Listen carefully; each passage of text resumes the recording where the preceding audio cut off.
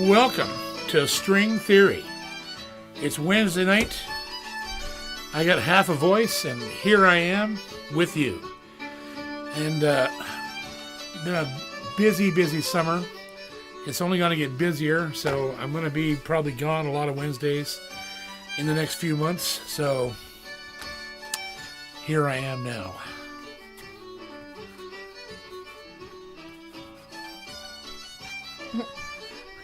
Fancy.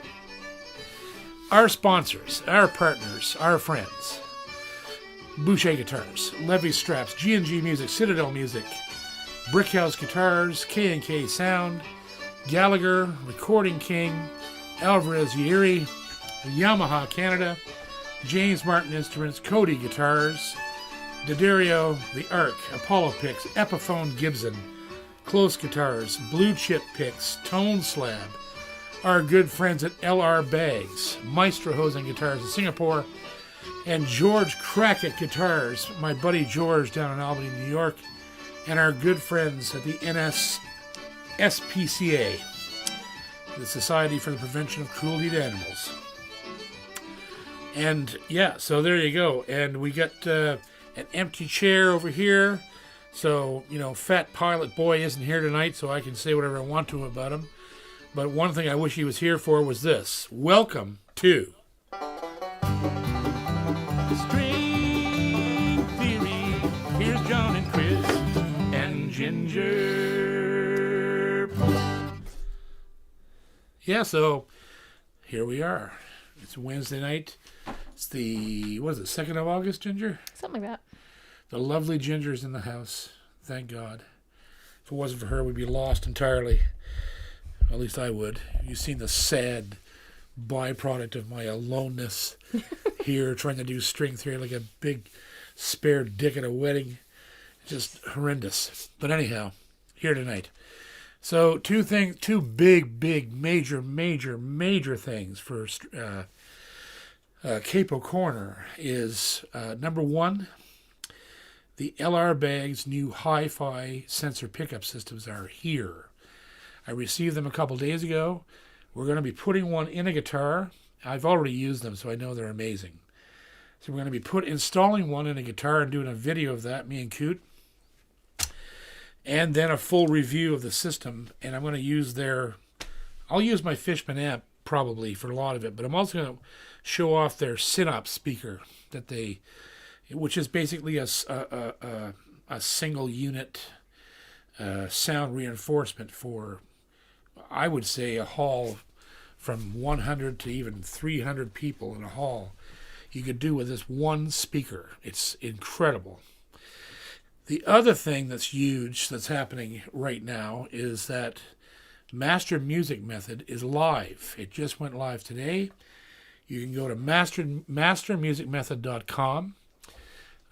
It's basically in beta, but it's working. Everybody, you can go in. You still have the free 3-day trial, and there's no middleman. It's us you're dealing with. Baker is tweaking it as we go, but please go check it out, especially if you were a client, a student of mine before. It's back up and running. So mastermusicmethod.com. Go get signed up. Awesome. It's going to be wicked.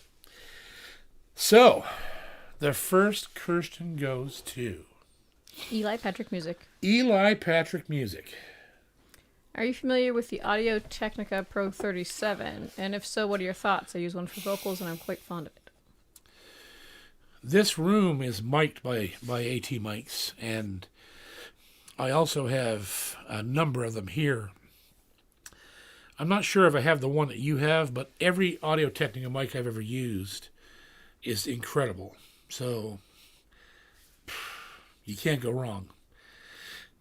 They've been in the business for decades. And at one time, you know, they were the only game in town. Unless you were using Neumanns and things like that. The Audio Technica was and is one of the best vocal and instrument mics. There's so many different models. I've even seen bluegrass bands use a single AT mic live on stage for a 4-piece band. So that gives you an idea of just how powerful they really are and how versatile they are as a sound reinforcement tool. So I'm still partial to these for what I use them for, but I'm sure that any good AT mic, whichever model you would choose, would do basically the same thing that this does. And as I said, there's 2 of them live in the room here all the time. I'm not sure which ones they are. I can't remember, but they're a matched pair.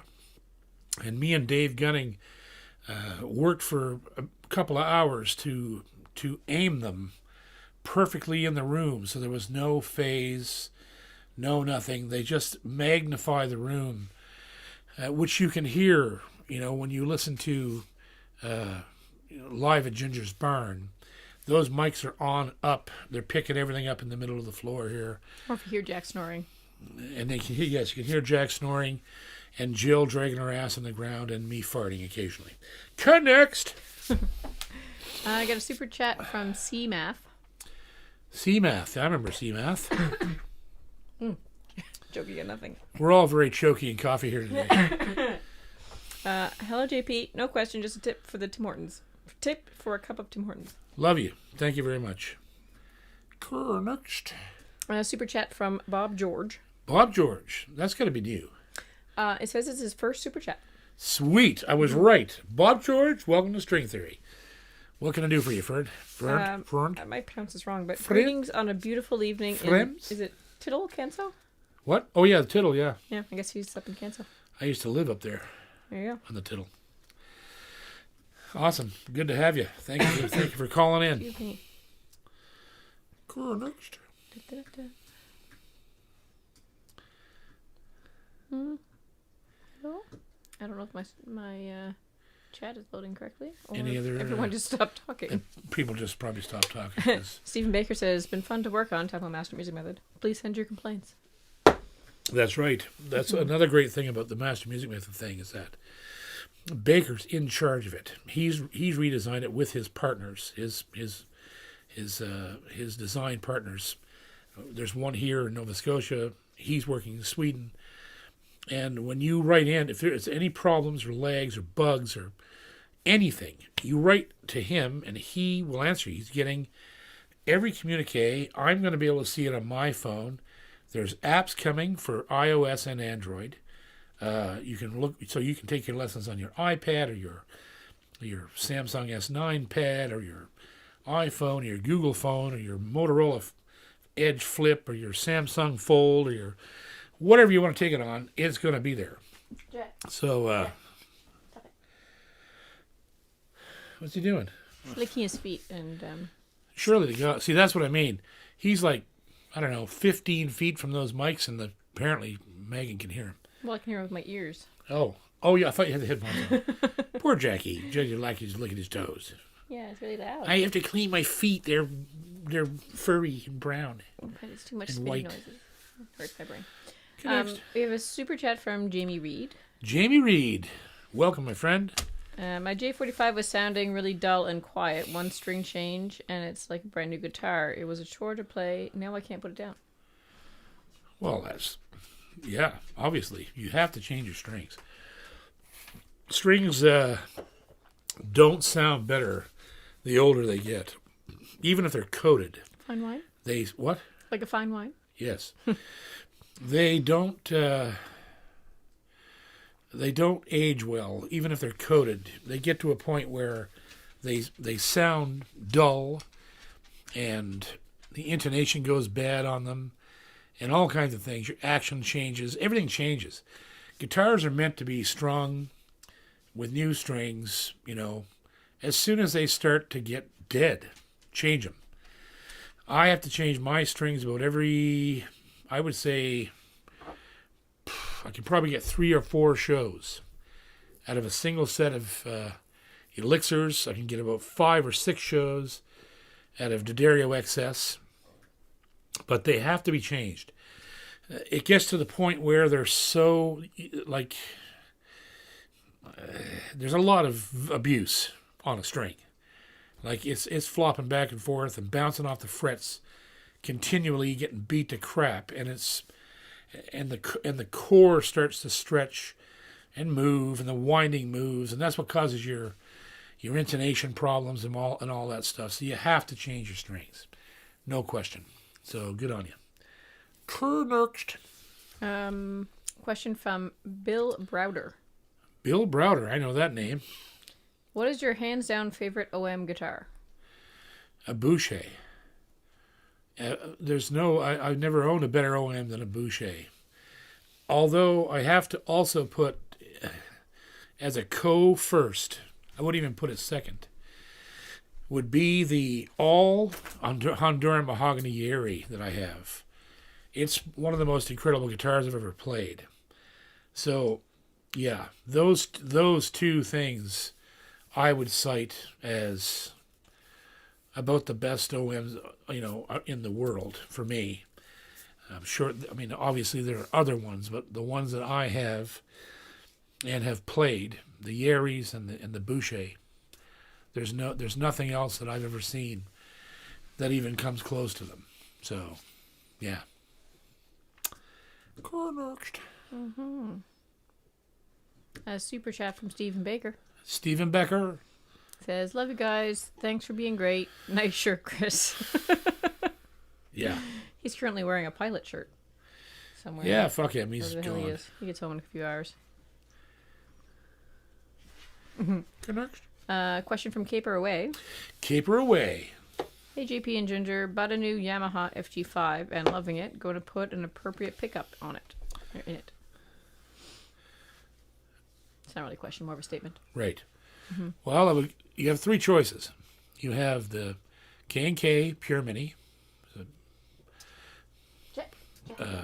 No-brainer. You have the SGI NS3, which is, you might like better for that guitar because it's a big guitar. And the SGI is slightly fatter than the K&K. What in the name of God? Jack is and then if you want to go full bore with volume and tone control and a battery on board and everything, I would try the new Bags HiFi system. Because it's a sensor system, and I've used it. I tried it. I tried the prototype of it in Nashville, and it tore my head off. I couldn't believe how good it sounded. And apparently, the way the circuitry it works in that system, you can get, they said, 700 hours on a single 9-volt battery, which is unbelievable. But it's the way they've got it. It's literally just sips battery. And obviously, the only thing that the battery is actually probably doing is just powering your volume and tone. Because K&K has no battery, and their output is huge. So LR Bags has copied that, used the battery to control, to give you the extra power for volume and tone and whatnot. And so having a battery in the guitar won't be as big a pain in the ass as it is for, most other systems. So one of those three, you can't go wrong with any of them. There's no way to go wrong. The only difference is two of them are batteryless, and the third one, which is probably the most finesse and control, has a 9-volt battery that will be in a bag attached to your heel block inside the guitar. So yeah. So there you go. Hope, maybe, what the K&Ks and stuff sound like from me. You've heard the SGIs and the K&Ks. Maybe do some research on the new LR Bags HiFi, or wait till my review comes out so you could hear it through my amp. It might help make the decision for you. So there you go. Good guitar too. And by the way, in case you don't know this, I hate saying this, but it's funny as hell to me. The wood grain on the FG5 Yamaha that's on the pickguard is a sticker. I don't know why they did that. It took us a while to figure that out. It's a sticker. It's a decal, but mine has never worn or bubbled or anything. Other people, they've played one gig with it and it started to come off. Underneath is just a plain black pickguard. So just be aware. If it starts to do, weird shit, that's because it's a decal. And, nothing you can do about it. It is what it is. They decided to do that for some, probably not a cost reason, because those guitars are built in the custom shop. They probably did it because they felt maybe that wood would impede the vibration of the top. So they just put a sticker, a decal, a wood grain decal, which is textured like wood. It feels like wood and looks like wood. But they did that probably for sound reasons, and that's about all I could think of. Because Yamaha does not cheap out.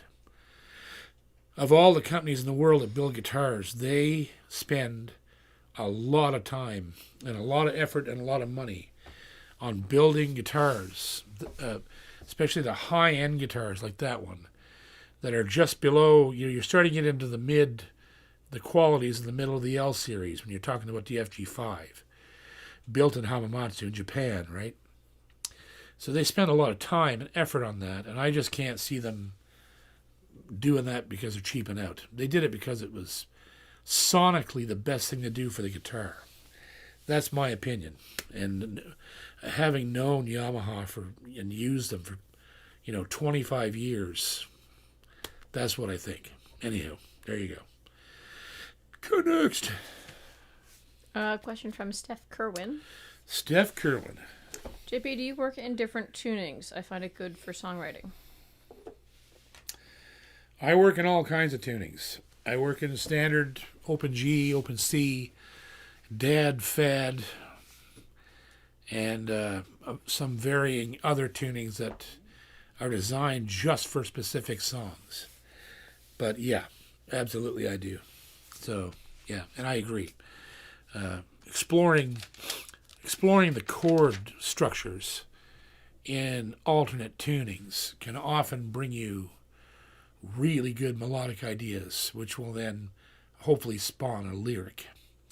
Many of my songs were written that way, that I was messing around in a key I wasn't familiar with singing in, or a tuning I was building chords in. All of a sudden I had a melody idea. So yes, I definitely use them, and I suggest it for everyone. So, good next. Super chat from Scott Belcher. Scott Belcher. Hey from GA, Georgia, I guess? Yep. I got the Boucher Jumbo, amazing. I crack it on the way and bumped into David Mathis over the weekend. Only a matter of time for a Gallagher. Your reviews are spot on. Thanks, JP. Next. Next. Yep. I'm going to be with Gallagher at the Fretboard Summit in Chicago at the end of this month. And big news there. They're going to be unveiling the JP Cormier signature model at the Fretboard Summit. Gallagher will do that. And yeah, so they're great builders. Unbelievable. And David Mathis is a sweetheart. One of the nicest men around. He's just like Robin. Same guy. He just loves guitars, and he loves guitar players, and he wants to build great guitars, and he wants to carry on the legacy of the name, same as Robin does with Boucher. Stephen Mathis and his crew they're just carrying on the legacy. They're getting on down the road and building great guitars, and that's what they do. Okay, next. Michael Easter says he tuned to Bag Tag once, and the tone made him double over. Yeah, bag tag, yeah. Yeah. Except T isn't a note. But that's all right. We'll let you we'll forgive you for that one for now. Still funny. It's not that bad. Super it chat could have been better. From Herschel. Which is pretty fucking lame, actually, but A, B, C, D, E, F, G. That's it. There's no other letters.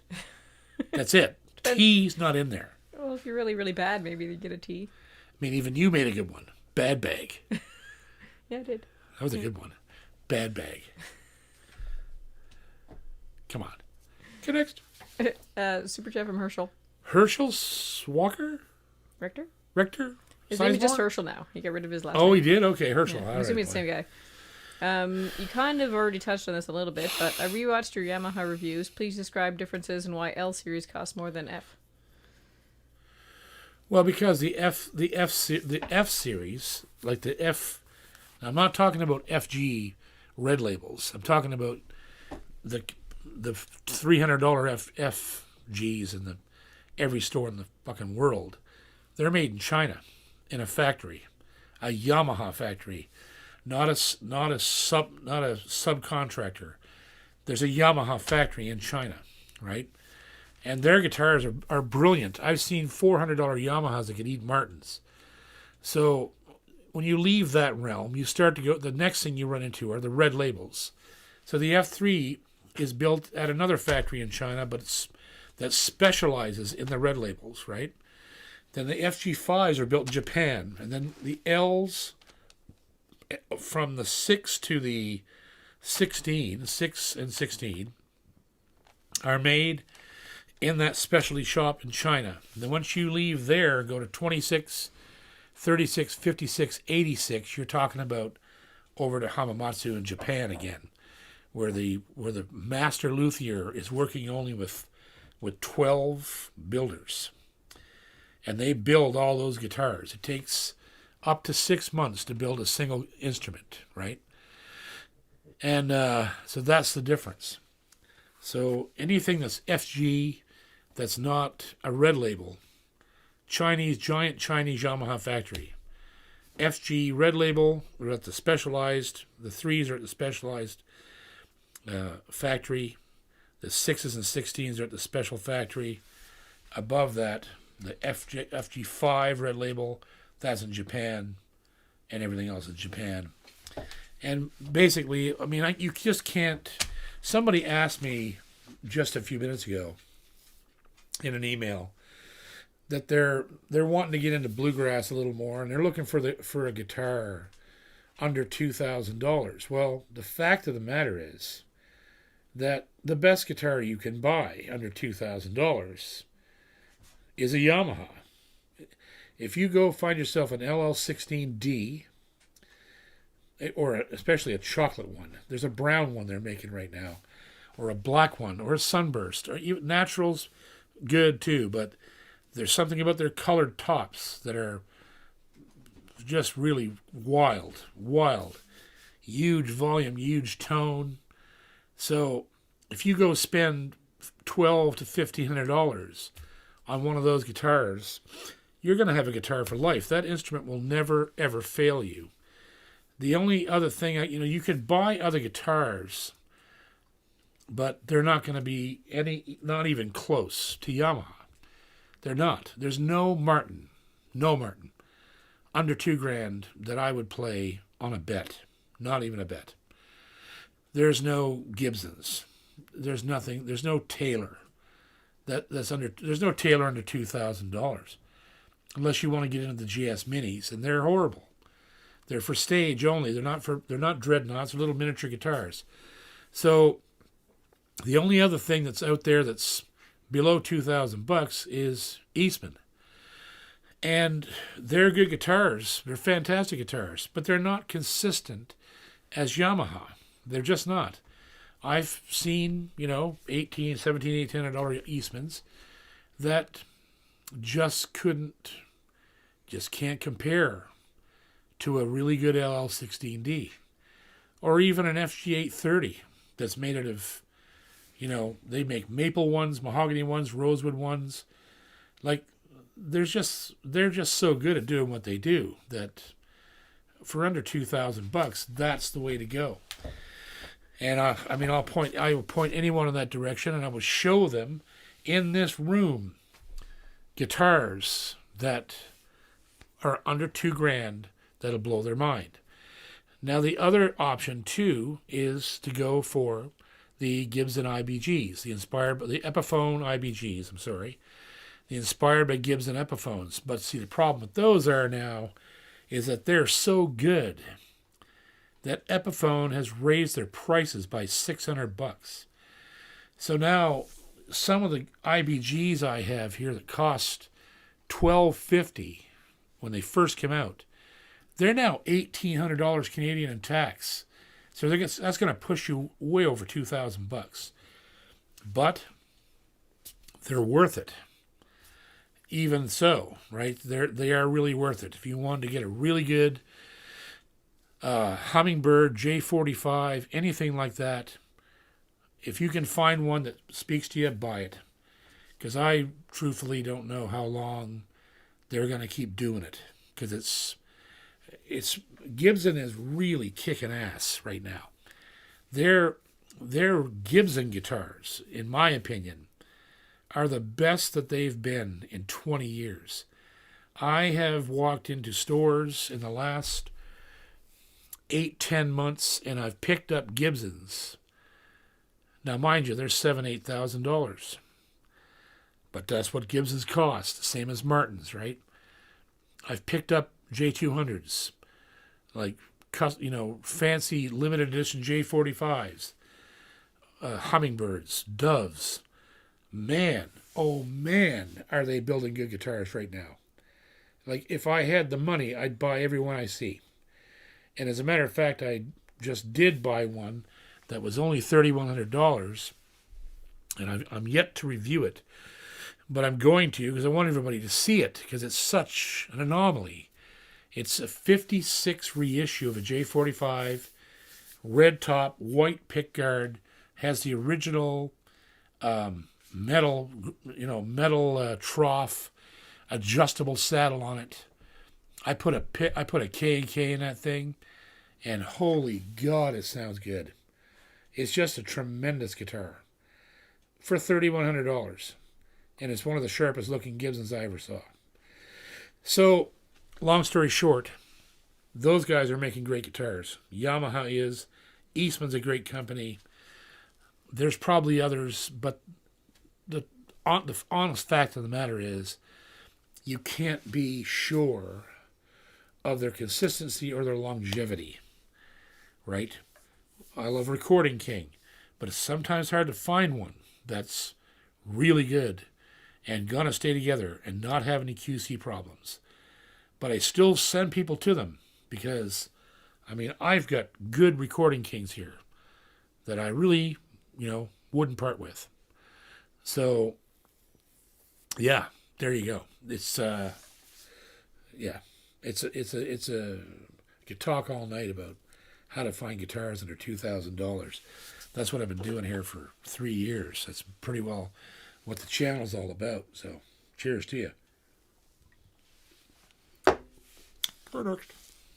Super chat from Jamie Reed. Jamie Reed. I absolutely love the D'Addario XS. I only tried them because of you. Would you say they're the best around just now? I have never tried Elixirs. You won't like Elixirs if you've only used XS. XS have a certain feel that Elixirs don't have. Elixirs are a little bit floppy compared to XS, so XS feels stiffer and more immediate. Elixir is beautiful feeling, but they're softer strings somehow because the core is different. D'Addario uses a specific kind of core. They call it NY steel, NS steel. They developed it for strings, and they're the only guys who use it. So yeah, so you probably wouldn't like Elixir as much, but try them. You might. I switch between the two. It depends on the guitar I'm using too. Sometimes Elixir feels better on a Boucher to me. XS feels better sometimes on an Epiphone, or my Gibson, or whatever, right? So yeah, I would try them both, but my bet would be you might not like Elixir after getting used to the XS. It's hard to come off of those onto something else. So, go next. A super chat from Blair's Feinson. FYI, I had the occasion to use Guitar OR in Calgary. Do you know what that is? No. Okay. Friendly Tech Ellen shared setup tips and was keen to share. Google reviews are strong. Sounds like you found a brick and mortar place to take your guitar for setup, which is really important. Everybody should have a guy like that. We had Doug Sampson for years. He's retired now, but he still occasionally does things from his home shop for us. So it's nice to still have him, but it's really quite important to have one guy. Like I use Chris for all my installs and my any electronic repair. Chris is a genius, right? So those it's important to have a guy. You got to have a guitar guru tech that you can take all your problems to and get them solved just by walking in the door with your instrument, right? So sounds like you found a good spot. Next. A question from Nick Boardwell. Now that's new. I think you're right. Mandolin is what I play. Do you have any favorite mandolin brands that are professional but under 2,000? Absolutely. Eastman. It's all I play. I have 3 of them. One of them is closer to 3,000, but the other one's about 1,900, and they make absolutely ridiculously good mandolins. It's all I've been using for years, at least a decade now. I've only played Eastman mandolins. So my suggestion to you would be go into Long and McQuaid or anybody that deals them and just play every Eastman you can see. Because believe it or not, they sometimes, because it's a factory setting in China, and they are putting out millions of instruments, it's not uncommon to play one of their cheaper models and have it eat every mandolin in the room. That's a common occurrence with Eastman. So play every Eastman you see until you find one you love, and then buy it. Because I can definitely tell you that their longevity is amazing. All of the Eastmans that I've owned and own right now have never moved, never changed. They're great instruments. They've been all over the world with me. They've been in, wet, dry, cold, hot. It doesn't matter. You pull them out, they're kicking ass. So that would be my choice. There's really isn't any other company that's going to make, professional level mandolins the way that Eastman does for the price that they do. So as far as I know, I've never seen anything else like them. So there you go. Eastman's the way to go. Go next. Super chat from Harry Robbins. Doesn't have a question though. Okay. Thank you, Harry. Thank you, Harry. Super chat from Jeff Gallant. Jeff Gallant. Hey guys, John, question. Do you think the neck dive commenter from last show measured his legs just to make sure it was the guitar after all? Bazinga. I wasn't here last week, so I don't know. Read that one more time. Do you think the neck dive commenter from last show measured his legs just to make sure it was the guitar after all? Oh, I don't know. Right. Yeah, I don't know. I don't know if I even addressed that last week, but no, Yamaha guitars are not unbalanced. If he's having a problem with that, he must be an electric player, maybe, because the neck on electric, it goes up in the air because the body's so heavy, but an acoustic is balanced, so the neck could feel heavy to somebody who's not used to playing a flat top, right? So I don't know. I don't remember I know he said it was diving on him, but that's not real. But it isn't for me, because I've played acoustics for 50 years, so I'm totally used to the way they feel and how they're balanced, and I always sling my neck high. Even when I'm on stage, it's not quite perpendicular to my body. It's sticking up at about 30 degrees, right? So it's the way I sling my guitar, and the leather of the strap keeps it slung that way, so it can't fall. Now, if you're wearing a slippery, slick strap that can really slide all over the goddamn place, and your strap's tied to your headstock, yeah, you're gonna be bad trouble. But other than that, I don't see how it could happen. I could be wrong, but just, yeah, interesting. Okay, next. Question from Mike Timmons. Mikey Timmons.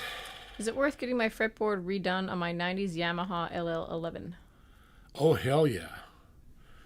But it depends on what you mean by redone. If it's... if your fretboard is full of like fingernail divots and things like that, yes, get it done. But you gotta get it done by somebody who's really pro. Really pro. Do not take that guitar to somebody at a guitar center or an L&M or like you just don't do that. That kind of work has to be done by a luthier who understands if they take material from that fingerboard that they have to alter everything about the guitar, right? So, yeah, I would get it done, but I would be really careful about who I take that to, because that guitar also is really rare. That's a rare Yamaha, so be careful. But it's absolutely worth getting refurbished, and yeah, absolutely. So there you go. Turn next. Corey McCormick says he's visiting Boucher Guitars on Friday on my way to Nova Scotia. JP, should I bring you another Boucher? No, no thanks. Nope, got enough. Thanks. But, I mean, it's not really enough. But It is for we'll now. just wait for Robin. It is for now. Question from Graham Campbell. Graham Campbell. That's new, maybe? Nope. Okay. JP, do you ever get pre-gig anxiety or nervousness? If so, how do you deal with it? Shit my pants before every show, and I don't deal with it at all. Well, I just go on stage and do my job. That's all I can do. You don't eat for a couple hours before a gig? No, I don't eat before I play. But that's because I can't sing with a full stomach. You can't press out as hard as I sing with a full gut. Your diaphragm won't work. So, yeah, I'm shitting my pants every show. I just go on stage and eat it. That's all you can do.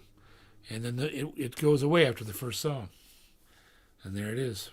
So, Snoring Jack. Mm-hmm. He's finally done licking his feet. Next. A question from the Happy Knot. Happy cannot. Can a violin bow be repaired that has had a piece broken off? It depends on what piece is broke off. Anything can be repaired, but a bow is an odd beast. So, like if you broke the tip off of it, that'd be a very, very difficult repair to make it hold because there's a ton of pressure on it. It's not just a stick. It's a stick that's bowed, hence the name. And when you tighten it, the bow decreases. So the stick has to have flex, which affects the tone and volume of the fiddle. Like all those things. So my opinion is if you've busted your bow, put it away and go buy another one. That'd be my advice because it's not easy. It's not an easy repair. It depends on where the break is, and I would just go buy another bow. Fiberglass bows, like really good high-end carbon fiber bows, are really cheap now. So you could buy an awesome carbon fiber bow for $200 or $300 and last you a lifetime. Yamaha makes them. Coda makes them. There's several companies, but I play a fiberglass bow. Although I have sticks in here that are worth more than the fiddles I own. I have an original Reichel, the very first high-end bow that I ever bought in my life that I paid $1,500 for it in 1989. And Reichel was still living then. He's dead now. And that bow is probably worth $10,000. which is worth more than any of the fiddles I own, except for my Uncle Joe's. And some of his sticks are worth a fortune. So, yeah, you don't have to have super expensive bows. You can. I like the carbon fiber bows. They sound good. They're easy to play. They're light. They're very expressive. So, yeah, don't fix something that you don't know will hold. Next. Question from Randall from Florida. Randall from Florida. I have an FG 140 my uncle gave me. He bought it new back in 1968. I was thinking about putting Grover tuners on it. Is that a bad idea? No, you should absolutely replace the tuners on it, as long as you don't have to. As long as you don't have to go in there with a drill and destroy the headstock. You got to find whatever tuner will fit. Replace the Yamaha tuners within reason. You can actually replace those with new Yamaha tuners, or if the Grovers fit and don't require like extra routing of the spindle hole to get it up through the headstock, or too much trauma to the headstock with filling screw holes and putting new screw holes. Like, you got to take all that into account. So you got to. I would replace them for sure, because they're probably worn the fuck out. So replace them, but replace them with something that's going to be as less invasive to the guitar as you can manage. That's absolutely, yeah. I would replace them for sure. Next. Question from Nick Boardwell. Nick. From watching your channel, I understand that you love guitar. Have you ever been through seasons where you're not so interested in playing, or maybe you're feeling the overall creativity is lacking? Never. I have never been tired of the guitar in my entire life. Ever. And I still crave playing it. Even when I'm not out on the road, I will be sitting in the house and I'll think, God, I'd like to go up to the studio and do this or that or whatever. And yeah, it never gets old. Never gets old. Because I've never mastered it. No one ever will. So as long as you realize that, it gives you all kinds of reasons to play. If you realize that you suck, no matter what you do, you will always play. Because you don't want to suck anymore. But you'll suck till in the time. Because the guitar will kick your ass. That's what guitars do, and that's what they're made for. And we're made for trying to keep them from kicking our asses. So it never gets old. If you're getting bored with it, you're not doing something right. So get back at it. Okay, next. A question from Bob Perrone. Bob? Bob, how you doing, Bob? JP, have you ever tried playing a harp guitar? No, and I never would. What's the point?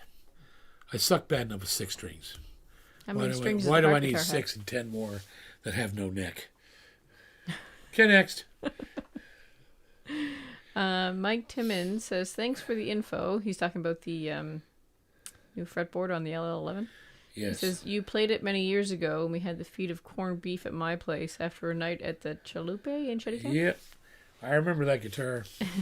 That thing's badass. That's amazing, that guitar. Okay, next.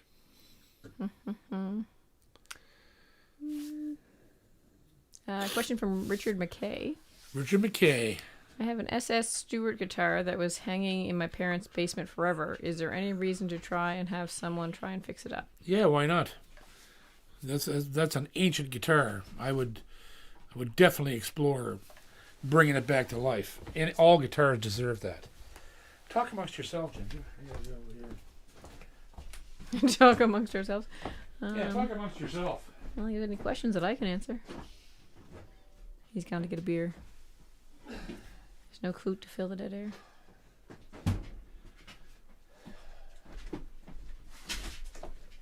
Jill helped me get a beer. She's helpful like that. All right. Back. Next.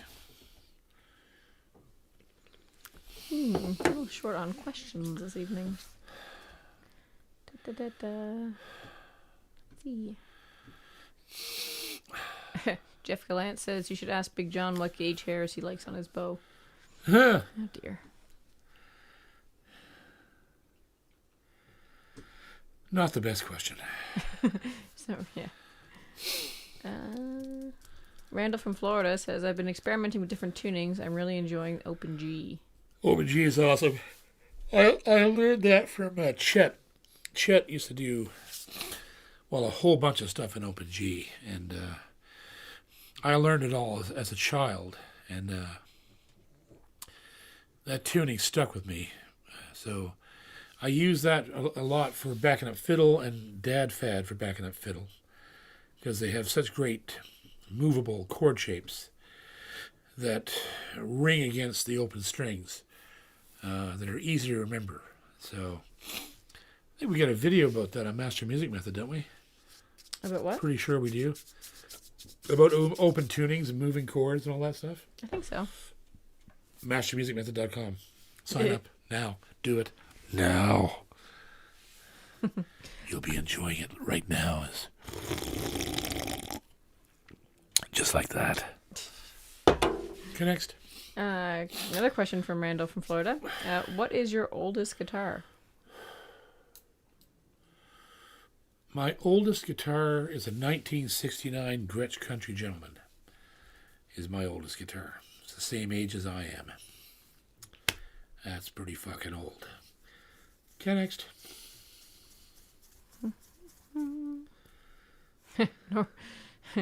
Norman Aben says, now's our chance to talk to Ginger. Oh, rats, he's back. Oh, rats, he's back. Super chat from Corey McCormick. Corey McCormick. Says, no question, just a sincere thanks for the weekly entertainment and valuable guitar advice you provide. Love you. Thank you. Sweet. I think, yeah.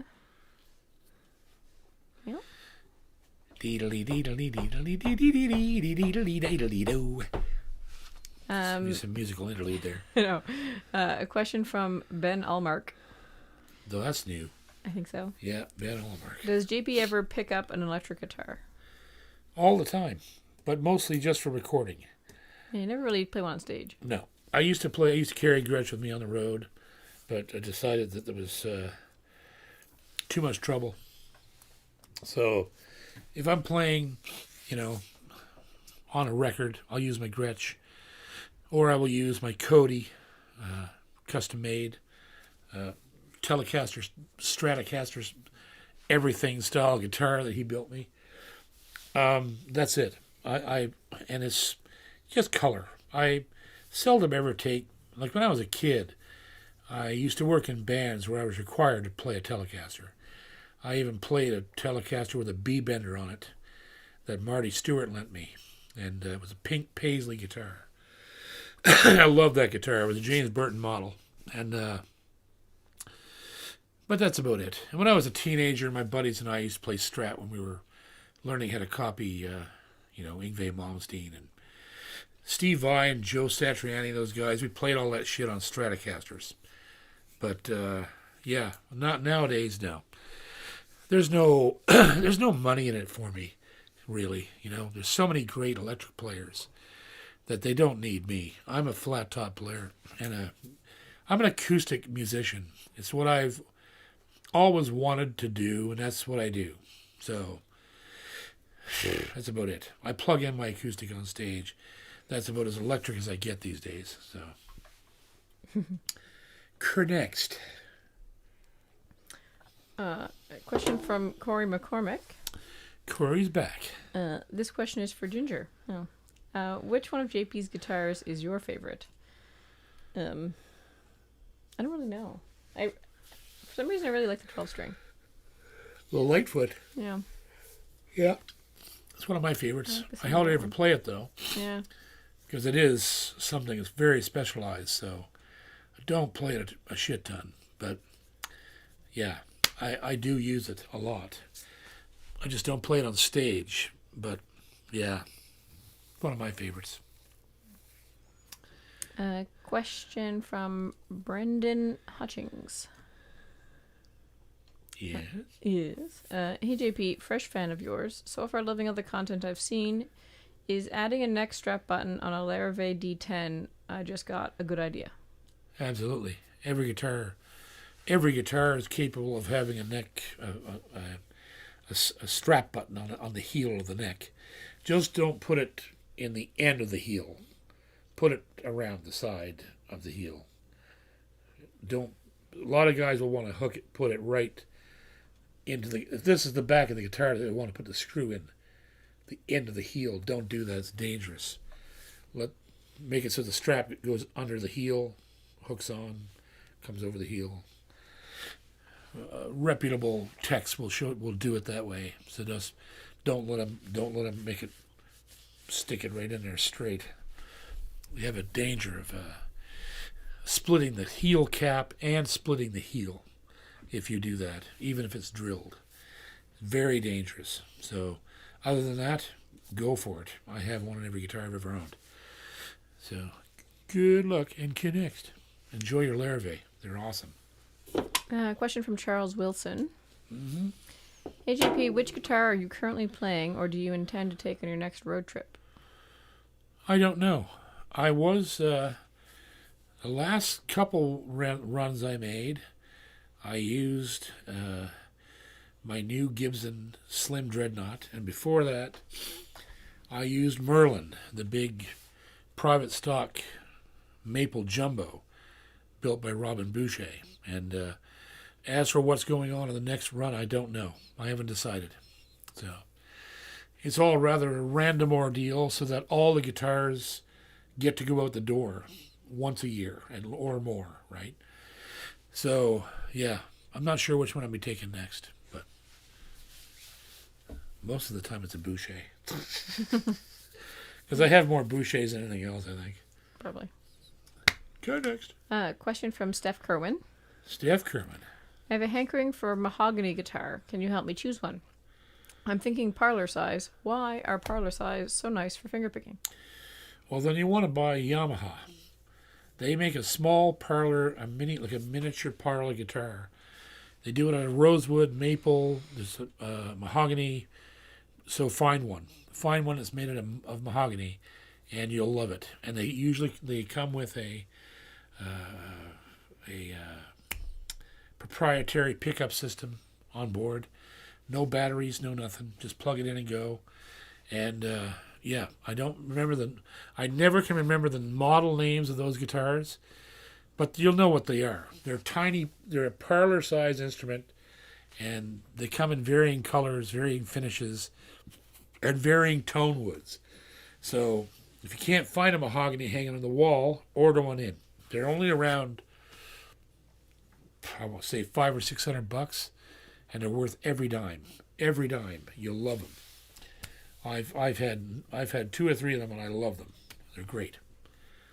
Next. Question from Ian Hall. Ian Hall. JP, have you tried the Hohner J200 copy guitars made in Germany? No. And I've heard of those, but I don't know much about them. So that'll be something I'll look up. I'll look them up.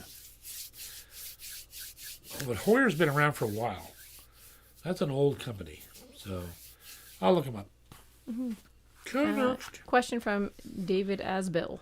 David Asbill. Is there a big difference between the 6-string and the 12-string K&K Pure Mini pickup? Will a regular K&K work okay on a 12-string Yamaha? Yeah. There's no reason why it shouldn't. The 12-string is not like it's some other beast. It's the pairs are so close together that it doesn't matter. You're still putting the sensors in between the notes. You're putting one in between the E and the A group, the D and the G group, and the B and the E group. It doesn't matter if there's 50 strings. It's still going to be split out that way and designed to pick up the entire bridge plate vibration. So yeah. Do they sell a 6-string versus a 12-string? I don't think so. I could be wrong about that, but if I was putting, look, I'm going to put a K&K or an SGI, either one, in my Boucher, like my Boucher 12, and that's what we're going to do. We're not. There's no special sensor for 12 strings. Hey, Jill. Jill is having a fit over there. She's doing a little butt belly. All right, so let's ask the Kirsten. We are up to 32 people on the list. That leaves us 18 to go. Getting close now. So the question is tonight, what is the name of the new LR Bags guitar pickup? What is the name of the new LR Bags guitar pickup that's now available at Long and McQuaid, right across Canada, distributed by Yorkville, promoted by yours truly? I will be working with them closely in the launch of this thing. Bring it. What do you got? I feel like there's a big lag on our chat tonight. Is there a lag? I think so. We got some answers though. What happened to music? Where'd you go? Turn on the music speaker.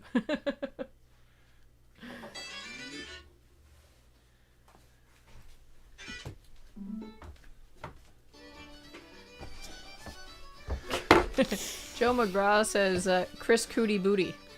No. While we would love for it to be called that, for a variety of reasons, that is not the name of it. I said it several times.